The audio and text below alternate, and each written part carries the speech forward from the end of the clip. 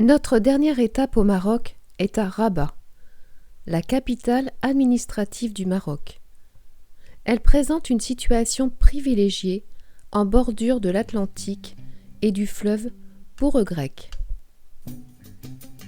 Merci à Ali et Amine pour leur hospitalité, leur gentillesse et leur disponibilité. L'Oued Bourg-Grec s'appelait dans l'Antiquité Oued Salah, la rivière salée. Ce n'est qu'au XIIIe siècle qu'il devient Bourg-Grec. Sans doute une étymologie berbère, regrag, signifiant gravier en berbère, mais les historiens n'en sont pas trop sûrs. Rabat et Salé doivent tout au Bourg-Grec. Grâce à lui, Rabat disposait du plus grand fort fluvial du Maroc au début du XXe siècle, et ce port fut même, du XVe au XVIIe siècle, le seul port marocain qui pouvait ravitailler le pays. Nous commençons par la visite de la Casbah des Oudayas. Ce site a conservé son charme ancestral qu'aucune construction récente ne vient défigurer. En suivant la rue principale, rue Germain, nous arrivons sur une grande terrasse panoramique, la plateforme de l'ancien sémaphore. Une vue sur la ville de Salé, l'embouchure, le cimetière El Alou, les plages et l'océan.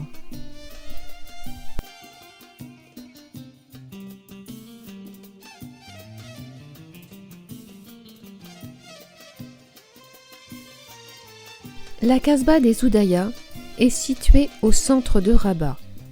Construite sur une haute falaise surplombant la rivière du Bourg-Grec, elle est entourée d'un haut mur appelé le mur almohade, muni de canons traditionnels à poudre qui surveillaient les navires ennemis.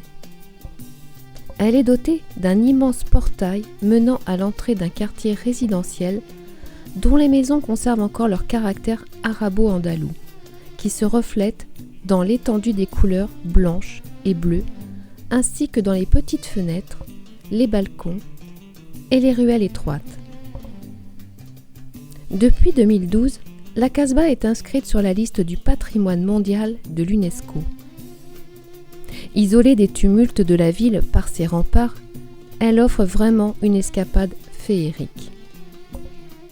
La Casbah des Oudayas, construite au XIIe siècle par les Almohades, s'appelait à l'origine Maïda. C'est dans ce ribat que séjournaient les soldats qui partaient faire la guerre sainte contre les chrétiens en Espagne. Le ribat devint Ribat el Fat, Ribat la victoire, puis Rabat.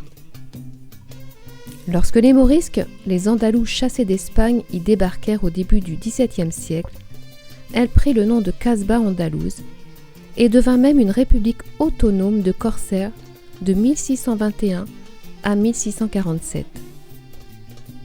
C'est en 1833 que lorsque la tribu Oudaya, chassée de Fès par le sultan Moulay Abderrahmane, s'y installa, qu'on lui donna définitivement le nom de Casbah des Oudayas.